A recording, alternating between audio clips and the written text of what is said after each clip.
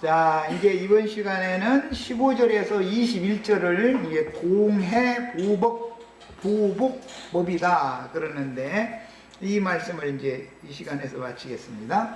15절부터 21절.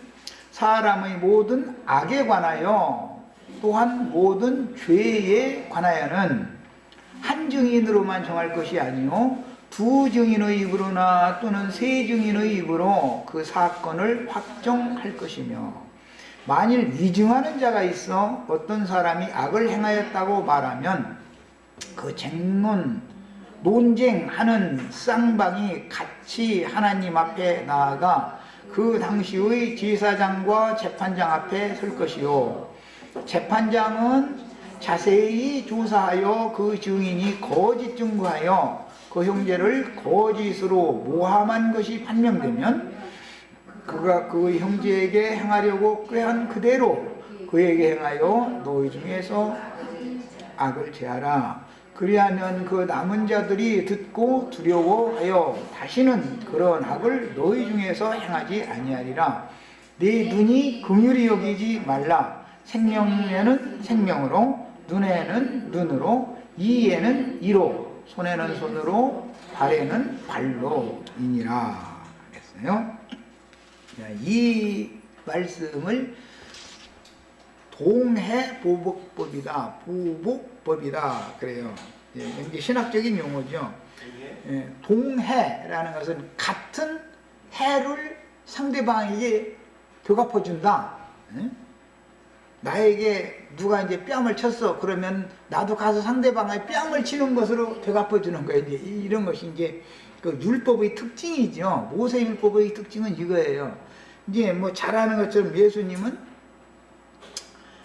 옛사람에게 말한 바, 모세가 너 옛사람에게 말한 바 이렇게 하라 하였다 하였거니와 나는 너희에게 이르노니, 뭐 오른편 뺨을 때리면 또 왼편 뺨을 대라, 뭐 이제 막 법이 완전히 바꿔져 버리는 것이죠. 그래서 그것을 그리스도 율법이다 그래. 모세 율법과 그리스도 율법이 차이요 이것이. 모세의 율법이라는 것은 셈족들의 원래 그 이제 함무라비 율법이라고 하는 것이 이제 그 근원이 돼서 내려오는 것으로서, 이것은 어떤 원인이 있으면 보응이 따르게 마련이다라는 원칙에서 정해지는 거예요. 그러니까 인과 응보 사상 이렇게 말하죠. 어떤 과라는 것은 잘못된 거, 잘못을 원인 제공을 했으면 반드시 거기에 따른 보응이 있다. 하나님은 공의로운 분인데 그렇게 한다라는 원칙에서 모세의 율법이 나온 것이, 모세는 이 율법을 누구한테 배우냐면 장인한테 배운 거죠. 이드로라는 사람이 이런 것을 가르치는 제사장이었다 이거예요. 미디안 족속을 인도하는 제사장이었었죠. 그냥 장인한테 가서 40년 동안이나 이것을 배웠으니까 얼마나 이 법에 대해서 달달 외웠겠어요. 아주. 그런데 장인보다도 더 잘 알아. 이제 나중에는 제자가 스승보다 더 잘 될 수도 얼마든지 있죠. 그래가지고 이제 모세율법의 근간이 어디서냐면, 하나님은 의를 이루기 위해서 어떤 잘못에 대한 원인 제공을 하면 거기에 대해서는 반드시 거기에 딱 맞는 보응을 한다. 이게 이제 그 모세 율법의 근간이에요. 그러나 이제 그리스도 율법이라는 것은, 하나님은 단순하게 그렇게 의만을 집행하는 분이 아니고 의를 실현하기 위해서 그분의 사랑을 베풀어서 의를 이룬다. 이건 이제 그리스도 율법이죠. 그러니까 인과 응보에 근거하는 율법과 모세 율법과 하나님의 의를 이루기 위해서는 하나님이 사랑을 베풀어서 그분의 의를 이룬다라고 하는 건 그리스도 율법이니까, 이 모세 율법, 그리스도 율법이라고 하는 이 율법의 근원을 잘 알아야 돼요. 그런데 모세의 율법이 먼저 있는 게 아니라 원래 모세가 먼저 있는 게 아니죠. 그리스도가 모든 것들이 원천이고 근원이니까 그리스도 율법이 원래 있었었는데 모세의 율법이라는 것은 그리스도 율법을 다 사람들이 모르고 행하지를 못하게 됐기 때문에, 즉 생명으로 행하는 것에 대해서 이해가 없었기 때문에, 왜냐하면 선악을 아는 지식이 사람 속에 들어왔기 때문에 그것에 맞춰지는 것은 모세 율법이다. 그러니까 선악의 지식에 맞춰지는 것은 모세 율법이고, 원래 하나님의 자신이, 법이라는 것은 하나님 자신을 말하는 거니까 하나님의 말씀의 원래의 의미는 하나님의 의를 이루기 위해서는 하나님의 사랑을 베풀어 주심으로 하나님의 의를 이루는 것이 원래의 법이단 말이에요. 법 정신인 것이고, 그래서 예수님이 모세 후에 오셔야 되는 것은 모세의 율법으로는 구원을 얻을 육체가 없다라는 것을 깨닫게 한 다음에 사람이 선악을 아는 지식을 따라서 하나님의 의에 이르고 하나님의 영광에 이를 육체가 없다라는 것을 철두철미하게 깨달은 사람들에게 이제 복음이 전파되는 거예요. 그리스도 율법이. 그래서 그리스도는 나중에 온 것이죠.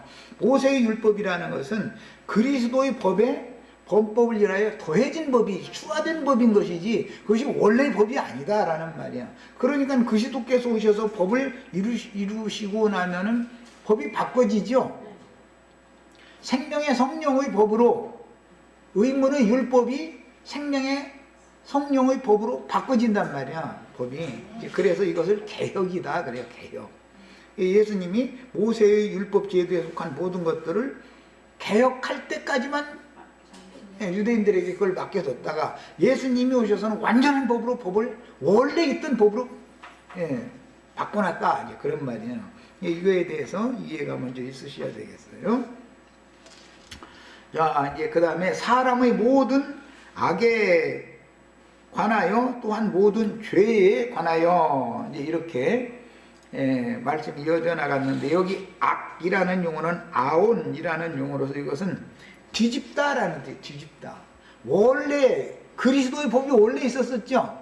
그것을 마귀가 와서, 뱀이 와서 그 법을 뒤집어 버렸죠. 그것이 악이다 이거예요. 그 다음에 악이라는 용어와 죄라는 용어는 다른 것이죠. 그 다음에 그 악이라는 것은 아온이라는 단어로서 뒤집다, 굳게 하다라는 말에서 이게 파생된 단어고, 이것은 하나님의 원래의 법, 그리스도의 법에서 이탈시킨 것이다. 그러니까 그렇게 뒤집는 역할을 누가 했냐면 뱀이 여자를 꼬여가지고 하나님의 법을 뒤집고 나서 그 다음에 여자를 통해서 남자에게까지 다른 법을 갖다가 받아들이게 만든 거예요. 하나님이 원래의 법을, 뒤집어버린 법을 받아들이게 만들었죠. 이제 이런 것을 일러서 그렇게 하는 행위는 악이다 그러고, 그 다음에 그로 말미암아서 인간이 점령당한 상태는 죄인이 되었다 그래요. 그러니까 죄라는 것은 마귀가 사람에게 들어와서 인격화된 상태를 말하는 거예요. 그래서 이제 오늘 말씀에는 모든 죄에 이렇게 했는데, 이 용어가 성경에 참 많이 나올 뿐 아니라 찬송에도 모든 죄 사하고, 이 모든 죄 얘기가 참 많이 나오죠, 성경에. 모든 죄들은 단번에 사면을 해줘요. 여기는 죄라는 용어가 아니고 모든 죄니까 죄들을 말하는 거예요, 여기서는. 원래 죄라는 용어는 하마르티아라고 그러는데 이것은 빗나갔다라는 뜻이에요. 무엇에서 빗나갔느냐? 하나님의 선하시고 기쁘신 뜻에서 벗어나 버렸다, 빗나갔다. 이제 올림픽 때 이런 거 하다 보면 활 쓰는 거 이런 거 시합하죠. 관역에 딱 맞추지를 못하고 관역 밖으로 벗어나간 상태, 그런 것을 말하는 거예요. 목표 지점에서, 표적에서 벗어났다. 그걸 하마르티아라고 그러고 죄라고 그러고, 그 죄로 말미암아 파생되어지는 어떤 벌어지는 생각, 말, 행동 이런 것들을 모든 죄다. 그래서 이것은 하타라는 이제 용어인데 이것은 하마르티아라고 하는 죄에서 기인되어진 파생된 용어예요. 그러니까 죄와 죄들은 사실은 알고 보면 구분이 되지요. 죄라는 건 죄들의 원인이 되는 것이고 죄들이라는 것은 죄로 말미암아서 파생되어진 것들이니까 생각, 말, 행동 이 세 가지로 나타나는 상태를 말한 거예요. 자, 그래서 이제 원래 이 모든 죄라는 말은 책망거리를 유발한 결과, 그 다음에 범죄한 결과, 나타난 상태를 말하는 거예요. 이제 이것은 이게 죄라는 것은 그 죄들이 나타날 수 있는 원인 제공을 해주는 것이고 그 근원에 따라서 사람이 죄에게 점유당한 사람은 죄인이라고 그러는데 죄인이 생각하고 말하고 행동하는 모든 것들은 전부 죄들이단 말이야. 자, 이 말은 신약에서 해석하기를 하나님을 마음에 두지 않고 행하는 모든 것들 다 그거예요.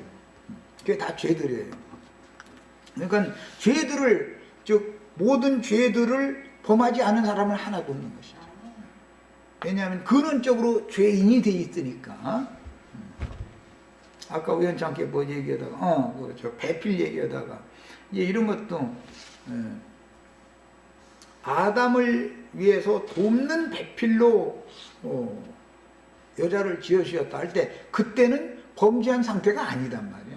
하와가 뱀에게 아직 미혹당하기 전이니까 배필이라는 용어는 그냥 미혹당한 이후의 남자든 여자든 그 이후의 문제와 그 이전의 문제를 엄격하게 구분해야 돼요. 배필이라고 할 때 이것은 근원적인 하나님이 짝지어 주신 상태를 말하는 거예요. 그러니까 이제 성경을 읽을 때는 뱀에게 미혹당한 이전과 미혹당한 이후와 미혹당하기 이전, 미혹당하기 이전에는 사람에게 죄가 들어오지를 않았었죠. 이게 죄들이라고 하는 것은 죄로 말미암아 들어오는 것이고 악한 자 마귀가 사람에게 들어오면 죄인이 되는 거예요. 개념이 이런 거예요. 그래서 모든 사람은 이게 첫 아담의 타락 이후에 이것은 안 믿는 사람이 아니라 믿는 모든 사람들이 근원적으로 이제 그 구속사에 있는 사람들만 아담 세계 사람들이니까 그 모든 사람이 다 스스로는 하나님의 영광에 이를 수 없다라는 것에서부터 복음은 시작이 되는 거예요. 그러면 하나님의 영광에 데려다봐줄 어떤 메시아가 필요하다 이거예요. 그러니까 우리는 메시아로 말미암아 예수 그리스도로 말미암아 하나님의 영광 앞에 하나님 얼굴 앞에 나갈 수 있는 길을 얻는 거예요. 이게 이제 복음이죠. 자, 그 다음에 한 증인으로만 정할 것이 아니요 두 증인의 입으로나 또는 세 증인의 입으로 그 사건을 확정할 것이며 이렇게 이어졌는데 반드시 두세 증인을 세우게 하시는 이야기는 뭐 성경에 하도 많이 나오니까 성경에서 말하는 증인이라는 용어는 세상 사람들이 말하는 증인이라는 용어와는 개념이 다른 것을 아셔야 돼요. 증인이라는 그 용어는 기본적으로 사람은 육신의 눈으로 하나님을 볼 수 없죠. 하나님은 영이시죠. 육신의 눈으로는 영이 보이지가 않죠. 그 영이 사람을 통해서 어떤 생각, 말, 행동으로 나타나야 하나님의 사람을 통해서 하나님을 나타내거나 죄인을 통해서 마귀를 나타내거나 이렇게 해야 드러나는 것이죠. 육신의 눈으로는 안 보이는 거예요. 그런데 어떤 사람을 통해서 생각, 말, 행동으로 참 하나님이든 마귀 하나님이든 둘 중에 하나는 나타나게 되어 있는 것인데 모든 사람은 다 마귀 하나님을 표현하며 살면서도 내가 양심껏 산다, 내 양심만 같으면 이렇게 생각하니까 복음이 안 믿어지는 것이죠, 기본적으로. 그리고 막 자기가 막 뭐 자기 양심의 어떤 참소 이런 것을 막 자기 스스로를 연마해가지고 양심에서 말하는 대로도 네 마음의 생각을 다 이렇게 막 말하자면 하나님의 뜻에 맞춰서 행하려고 노력하는 것이 이제 종교단 말이야. 복음이라는 것은 인간의 양심이라는 건 이미 죽었다. 죽은 것은 아무 생명력이 없는 것이니까 너를 의지하지 말고 너를 부인해라. 이것부터 이제 복음이 시작이 되기 때문에 이 말이 이해가 안 되는 사람들이 지금 계속해서. 그러다 보니까 예수 믿어주는 것도 이게 구분이 안 돼서 예수를 믿어주는 거예요, 자꾸. 메시아를 믿음으로 받아들이는 것과 내가 예수를 믿어주는 것은 전혀 다른 얘기죠. 믿는다 그러지만 전혀 개념이 다른 거예요. 이걸 이해를 잘 하셔야 돼요. 그래서 육신의 눈으로는 하나님을 볼 수가 없는 분이기 때문에 하나님을 영감을 통해서 만난 사람들, 이런 사람들 이제 선지자다 그러죠. 선각자 또는 선견자, 선지자, 이렇게 세 가지 용어로 사용하는데, 하나님은 영이니까 사람의 영적 감각을 통해서나 만날 수 있다 이 말이야. 하나님을 만나려면 영으로나 만날 수 있는 거, 육신의 눈으로 만나는 게 아니야. 영적으로는 사람의 심령이 여호와의 눈이다 이거. 등불이고, 사람의 심령이라는 게. 그래서 하나님을 영감으로 만난 사람들이 하나님께 파송을 받아 하나님을 증거하고 소개하는 직무를 수행할 때 그런 사람들 보고는 하나님의 증인이다 그래요. 그러나 사탄도 자기의 증인을 세상에 보내서 같이 하나님의 말씀을 가지고 하나님을 소개하고 증거를 한다 이거예요. 양편에서.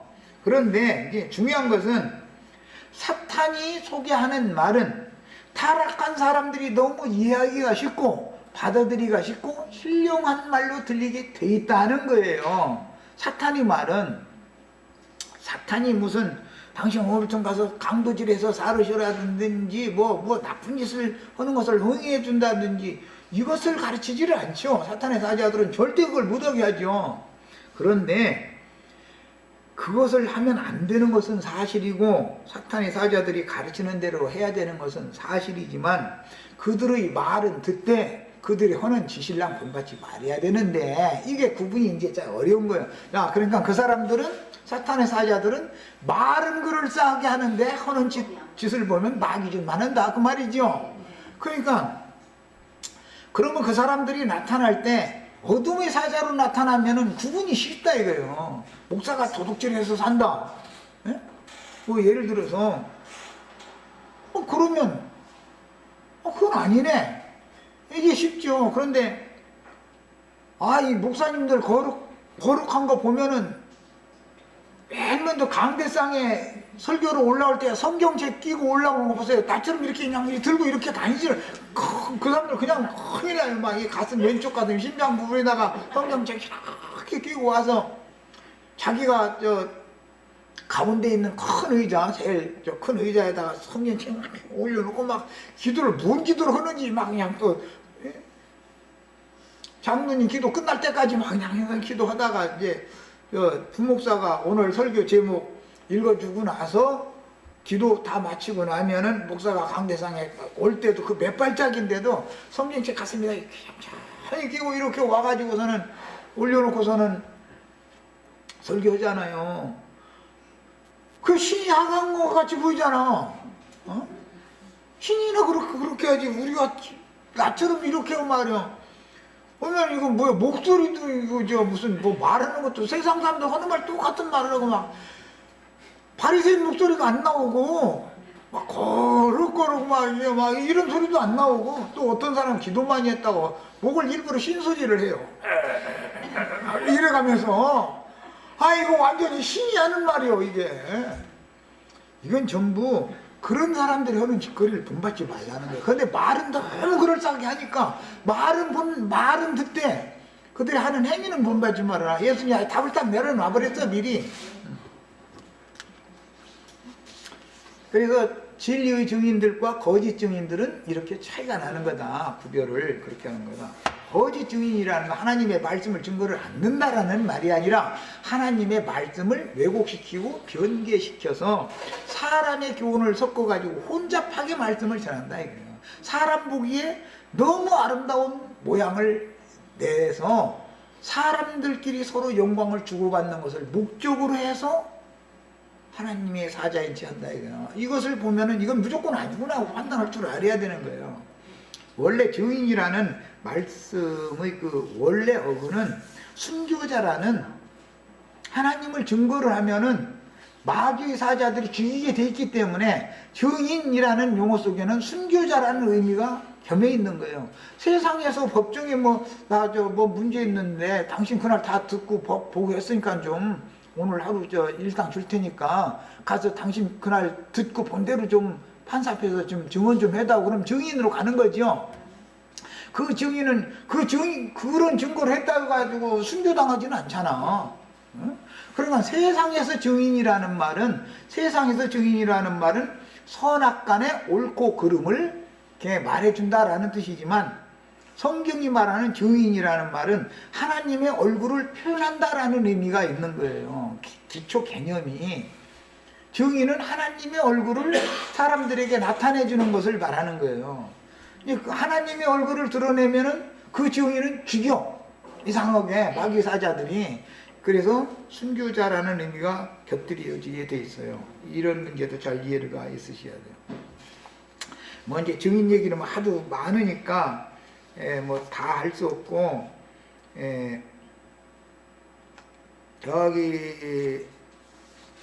디모데전서 해야 되겠다. 디모데전서 6장 12절을 읽겠습니다. 한두 절만 찾아 읽을게요. 6장 12절, 믿음의 선한 싸움을 싸우라. 이것은 감옥에 있는 바울이 밖에 있는 디모데에게 편지로 부탁하는 말이에요. 디모데 보고 부탁하는 말이요. 믿음의 선한 싸움을 싸우라. 영생을 취하라. 이를 위하여 네가 부르심을 받았고 많은 증인 앞에서 선한 증언을 하였도다. 그랬는데 여기 많은 증인이라는 것은 교회의 장로들을 말하는 거예요. 왜 그러느냐면은 에베소 교회의 장로들 앞에서 디모데가 안수를 받았어요. 그런데 그때 사역자로 세움을 받으면서 나는 오늘 주님의 증인들인 여러 장로님들 앞에서 사역을 위임받았으니까 내 생명을 바쳐서 충성스럽게 이 사역을 다 완수하겠습니다라고 서원을 했단 말이야. 그래서 하는 말이에요. 그 다음에 디모데후서 2장 2절에도 이제 동일한 말씀이 나오죠. 디모데후서 2장 2절 보겠습니다. 또 네가 많은 증인 앞에서, 이것은 디모데전서 4장 14절을 읽고 오겠습니다. 디모데전서 4장 14절. 편지를 지금 디모데에게 감옥에 있는 바울 사도가 안수하는 중이에요.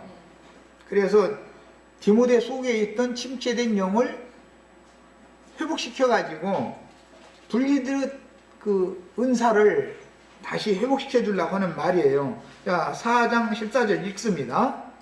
내 속에 있는 은사 곧 장로에 대해서 안수받을 때 예언을 통하여 받은 것을 가볍게 여기며. 자, 이 말은 장로들의 회의라는 것이 많은 증인들인데 장로들의 회의에서 사역을 위임을 디모데가 받았단 말이야. 거기에 근거해서 계속 많은 증인들 얘기가 계속 나온 거예요. 자, 이제 디모데후서 2장 2절로 갑니다. 장로들 앞에서 사역을 위임받을 때 디모데는 증거를 했죠. 뭘 증거했겠어요? 주님께서 증인들의 회에서, 장로들의 회에서 나를 젊은 나지만 이렇게 사역자로 세우셨으니까 나의 생명 다하기까지 사역에 충성을 다하겠습니다 하고 선한 맹세를 한 거예요. 이제 서원을 한 거예요. 그땐 일을 잊어버리지 말고 너 다시 기억해서 지금 침체되어 있지 말고, 디모데 속에는 잘 가르치는 은사가 있었단 말이에요. 그리고 주님을 향한 충성심이 있었단 말이에요. 이것을 불리듯 일어나게 할 필요가 있었기 때문에 감옥에 있던 바울 사도가 그 제자에게 편지를 보낸 거예요. 지금 내용이 이런 거예요. 그래서 디모데후서 2장 2절에 또 네가 많은 증인 앞에서, 이것은 장로들을 회의해서 그 말이에요, 내게 들은 바를 충성된 사람들에게 부탁하라. 다른 사람들한테도 네가 하나님의 충성된 종으로 일생을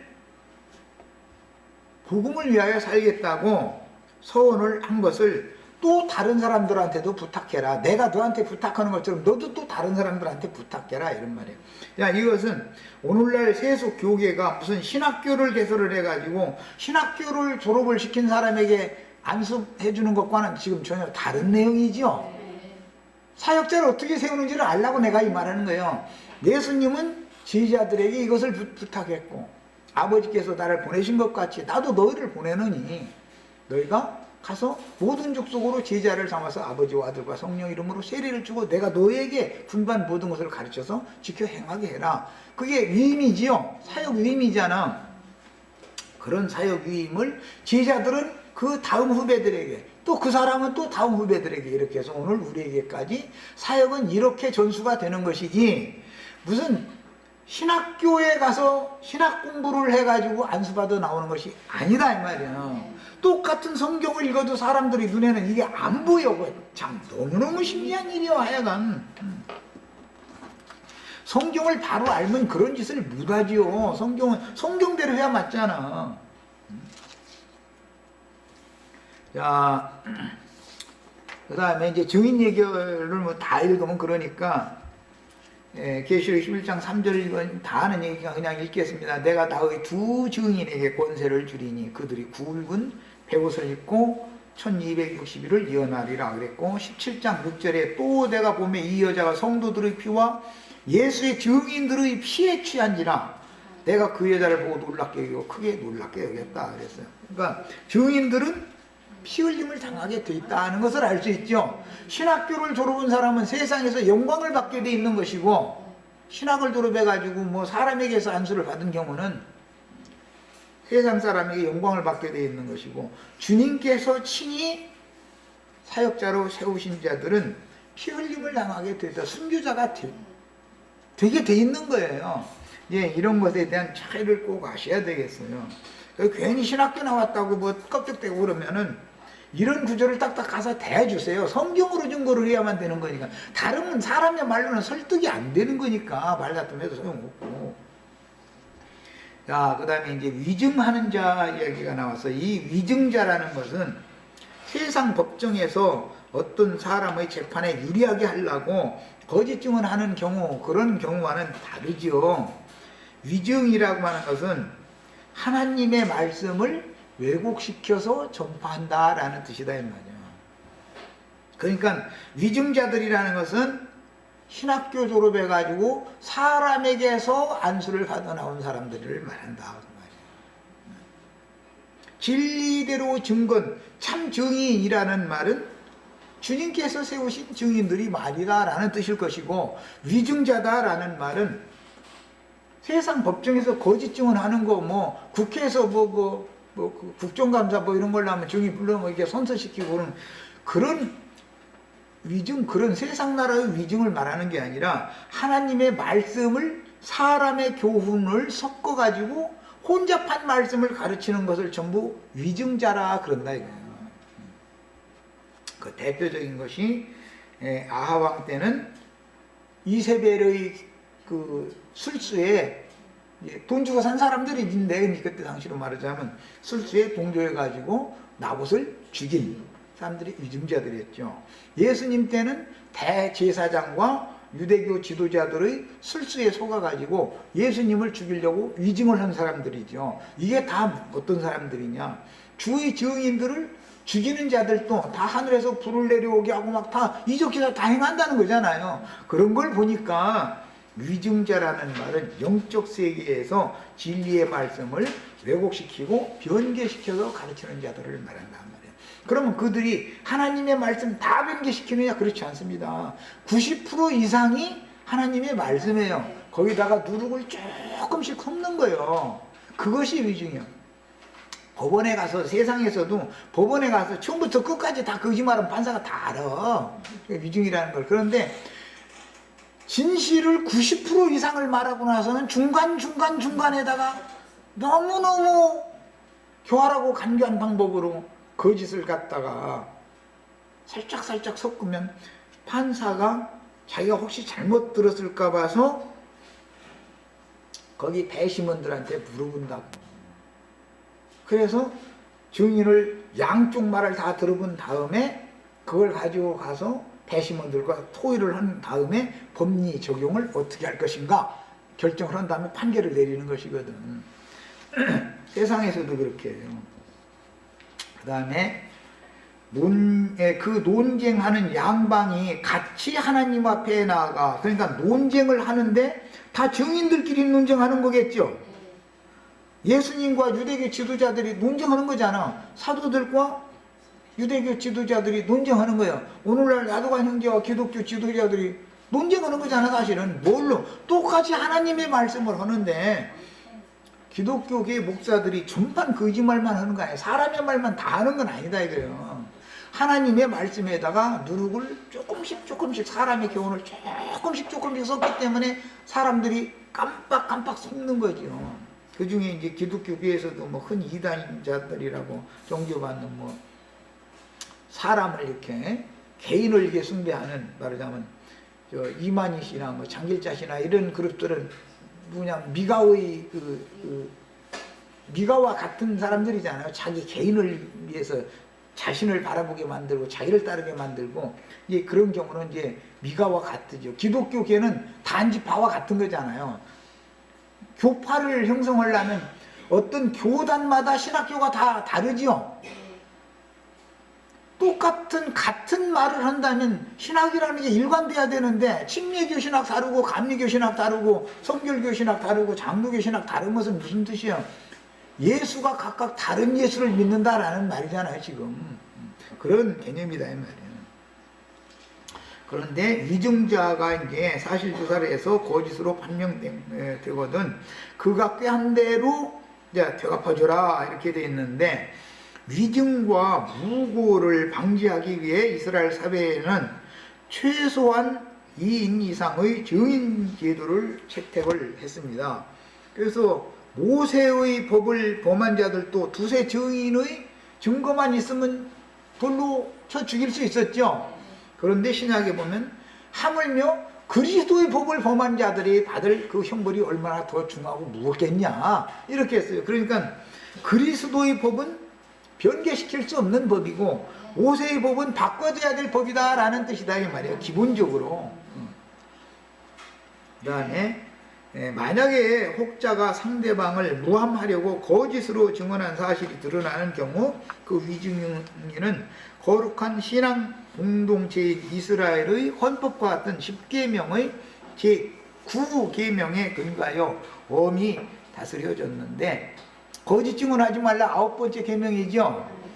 누가 상대방을 해하고자 의도한 대로 자신이 당해야 하는 동해 보복률을 적용하였습니다. 이 말은 동해 보복률의 말씀으로 이렇게 도피성 율법을 동해 보복률 말씀으로 이렇게 연결을 시키는 것은 마땅히 살려야 할 자는 누구고 마땅히 죽여야 할 자는 누군가 이걸 지금 말하려고 그러는 거예요. 마땅히 살아야 될 자라는, 하나님이 마땅히 살려야 할 자라는 건 예수님이나 사도들은 마땅히 살아내야 될 자죠. 그들을 동역해서 그리스도의 몸을 세우는 자들은 마땅히 살아내야 될 자들이요. 그런데 반대로 거짓 위증자들을 세워가지고 제사장들이 뇌물을 받고 나서 위증자들의 편을 이렇게 들어. 그러면은 마땅히 살려야 할 자는 죽이고 마땅히 죽을 놈은 살게 만들어 놓기 때문에 이런 말씀으로 도피성 율법이 결론이 이렇게 나는 거예요. 이게 성경이라는 건 어떤 흐름이 있는 거예요. 그러니까 말하고자 하는 의도를 먼저 깨달으셔야 되겠어요. 그러니까 도피성과 별도로 다른 얘기를 하는 게 아니에요. 예를 들어서 뭐 조상이 정한 경계표를 옮기는 얘기도 도피성과 관련되는 말인 것인 것처럼 동해보복법이라고 하는 이 율법 말씀도 도피성과 지금 관련되는 말이다 이런 말이야. 이 사람들은 마땅히 죽어야 될 자들을 대표하는 것이죠 말하자면. 그 다음에 그리하면 그 남은 자들이 듣고 두려워하여 이후부터는 이를 악을 너희 중에서 다시 행하지 아니하리라. 위증자나 위증의 말을 듣고 불법한 재판을 해서 죽을 자를 살리고 살릴 자를 죽이는 일을 다시는 행하지 말라는 뜻으로 이런 법을 만들어 줬는데 이 법은 완전한 법이 아니었다 그 말이에요. 동해보복법이라고 하는 것은 완전한 법이 아니에요. 이것은 하나님의 이제 그리스도의 법은 원수 갚는 것을 내게 맡겨라라는 것이지 너희가 원수를 죽여라라는 법이 아니죠. 그러니까 이게 이제 법이 바꿔지는 원리를 잘 이해를 하셔야 돼요. 예, 이것은 어디에서 기인되느냐면은 창세기 3장 15절에서부터 이어지는 말씀으로서 창세기 3장 15절에 보면 여자와 뱀은 원수 사이가 되고 여자가 낳은 아들과 뱀의 후손들은 원수가 된다 이렇게 됐죠. 대대로. 거기서부터는 계속 되는 말이에요. 이제 거기서부터 가나안 7족속 얘기로 계속 이어져 이제 앞으로 전쟁을 하는 얘기로 이제 20장에 가면 전쟁 수칙으로 이어져요. 도피성 율법 얘기, 동해 보복법 얘기한 다음에 20장으로 가면 적군과 싸우러 갈 때 어떻게 해야 하는 얘기로 이제 이어지죠. 성경이라는 흐름이 있다 이런 말이야. 성경이라는 것은 반드시 누구와 싸우는 거예요? 원수와 싸우는 거 아니에요? 원수와 이스라엘 백성들이. 그럼 원수가 누군지를 알아야 된다 이 말이야. 원수가 누구냐? 원수가 누구냐면 뱀과 짝이 되어져 가지고 뱀의 앞잡이 노릇하는 사탄의 사자들이 이스라엘의 원수다 이거예요. 그럼 사탄의 사자들이 세상에 안 믿는 자기네 예배당에 안 나온 사람들하고 싸우라는 말이 아니고 실제로 가나안 족속 7족속은 사탄의 사자들이 교회를 타락시키고 점령해버리기 때문에 7교회의 사자들이 원래는 주님께서 세우신 주님이 오른손에 있는 7 별들로서 별같이 빛나야 되는 사람들이요. 그런데 음녀 이세벨이 하나님의 종들을 가르쳐 꿰어 행음하게 하고 우상의 제물을 먹게 만들어 놓으면 걔들이 판을 쳐버려. 걔들이. 이것은 상징이라 가나안 땅에 들어가서 정복전쟁을 하면 여호수아 때 거의 다 멸망시키지만 가나안 7족속들은 다 조금씩 살아남아. 그래가지고 사사시대에 가면 살아남은 것들이 세력을 덧벌쳐버려. 그 이스라엘 백성은 가나안 족속들한테 가서 오히려 종살이를 해버려. 그 사람들을 굴복시키고 종으로 다스려야 되는데 가나안 족속을 다스리는 게 아니라 가나안 7족속한테 가서 굴복을 하게 됐단 말이야. 그래서 필요에 따라서 계속 사사를 일으켜서 부분적으로 구원을 해준 얘기가 사사기죠. 그런데 사무엘까지만 사사고 사울은 첫 번째 왕이었지만 그는 명실상부한 왕이 아니고 다만 그냥 방백이었을 뿐이요. 이스라엘의 지도자로 세워놨을 뿐이요. 그리고 다윗이 이제 이스라엘의 왕이 된 것이죠. 이런 것은 이제 그 경륜에 따른 것도 이해를 잘 하셔야 되겠어요. 그 다음에 재판관은 범죄자가 누구든지 간에 엄격히 법 적용을 지켜야 했는데 율법은 개인적인 차원에서는 얼마든지 관용과 용서를 베풀도록 강조를 해요. 이 신약의 법도 여기에 이제 근거를 하기 때문에 이해가 필요해요. 개인적인 문제, 세상에서의 어떤 범법 행위를 했다. 그 사람 육신적인 무언가를 잘못이 많다. 죄, 많은 이제 죄들, 모든 죄 이제 얘기했는데 이것은 그냥 그리스도의 구속을 마음에 믿으면 모든 죄를 단번에 다 사함받죠. 그것은 그렇게 엄격하게 취급을 않는다 이거예요. 세상 사람들이 볼 때는 그것이 엄격하게 취급해야 되는 거라고 생각하죠. 영적인 죄를 성경은 엄격하게 취급하는 것이지 육신적인 범죄를 그렇게 엄격하게 보는 게 아니다 이거예요. 세리, 창녀 이런 사람들은 오히려 용서를 받고 유대교 지도자들은 오히려 저주를 받고 심판의 말씀을 들어야 되고 이런 거에 대한 이해가 너무 없다 이거예요. 즉 연약한 육신이 저지르는 범죄를 하나님이 생각하는 것과 영적 범죄를 생각하는 것에 대한 이해가 너무 없는 거예요. 반대로 생각하는 거예요. 이 종교라는 것은. 그러다 보니 말씀이 혼잡되게 가르칠 수밖에 없죠. 하나님의 말씀을 가지고 계속 윤리 도덕법으로 자꾸 함무라비 법전에 근거한 이드로와 모세에게 가르친 이 동해 보복법 이것을 자꾸 강조한다 이거예요. 그리스도의 법이 동해 보복법이라고 하는 법보다 먼저 있었었다. 하나님의 법이 우선인 것이지 모세의 율법이 우선이 아니다라는 걸 너무 모른다 이거야.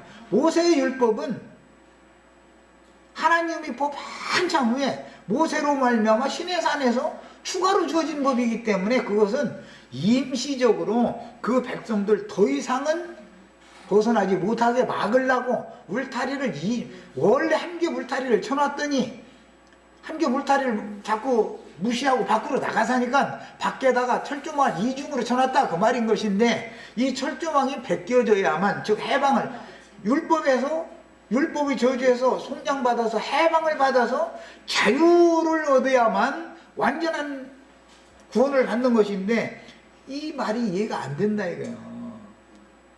왜? 선악을 아는 지식이 모든 사람을 그만큼 강력하게 붙잡고 결박하고 있기 때문에 이 선악을 아는 지식의 줄을 이게 누설에 매인다 그러는데 이 줄을 끊어버리려고 그러면은 이것을 더 강화시키려고 그래요. 이제 그런 보고 이제 처녀성이다 그러는데 우리 나 쳐다보는 어떤 자매님이 나 만났을 때 처녀성이 얼마나 강했는지 하여튼 이건 쉽지 않겠다 했더니 나중에 깨닫고 그게 진리를 가르치면 이러쿵저러쿵 뭐 판단할 일이 아니야. 진리를 가르치면 영감이 오면 깨닫게 돼 있어. 처녀들 누가 뭐 하면은 더 움츠려 열어놔요. 뭐 말도 못하게 움츠리죠. 막 그냥 손도 못하게 털끝이라도 됐다면 큰일 날 줄 알고 막 진저리를 떨고 그러죠. 그런데 그게 사실은 자연인의 의로움 때문에 자기 자신 각자가 자기를 지키려고 그러는 건데 그것을 자연인의 법을 마음에 새긴 율법이다 그래요. 양심의 법이다 이거요. 양심의 법. 그런데 예수님은 처녀한테 장가를 드는 게 아니라 과부 돼가지고 아주 그냥 더럽힘 당했던 여자 회개하고 돌이키면 그 사람한테 장가를 든다 이러니까 세상적으로 말하자면 예수님은 처녀는 상관이 없는 분이라고 생각을 해도 되는 것이죠. 그런데 진짜 처녀는 회개한 더럽힘을 받은 사람이지만 회개하고 돌이킨 사람을 진짜 처녀라고 본다는 거예요. 이런 것이 그래서 부정한 자, 정결한 자라는 개념도 우리는 바꾸셔야 돼. 세상에서 내가 뭐 바리새인 율법자로서 나는 막 저 세리와 같지 아니함을 감사하나이다 뭐 이런 사람을 하나님이 정결하다고 보는 게 아니라 가슴을 펴가면서 나는 죄인으로서이다.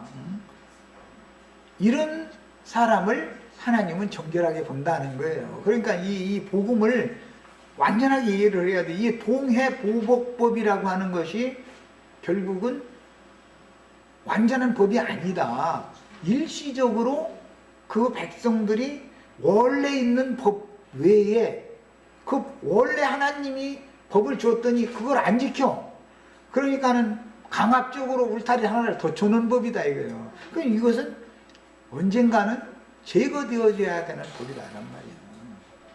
양심의 법으로 구원받을 육체는 없죠. 그러면은 예수님이 메시아가 오실 필요가 없는 것이죠. 모든 사람의 양심 지켜서 구원받으라 이래야지 예수님이 오셔서 대속제물로 드려주고 그럴 필요가 없잖아요 벌써. 이 복음의 의미를 잘 깨달으셔야 되겠어요. 자, 가나안 땅의 정복 전쟁이라는 이것이 전도이기 때문에 구원의 도를 전하는 내용이기 때문에 이제 20장에 가면 가나안 땅을 정복할 때 전쟁을 어떻게 할 거냐 이걸로 이어져요. 야, 지금 이 시간에 나눈 말씀이 이해가 되어져야 가나안 땅 7 족속들과 전쟁한다는 말이 무슨 뜻인가가 이해가 된다는 말이에요. 자, 이제 여기까지 해서 일단 마칩니다.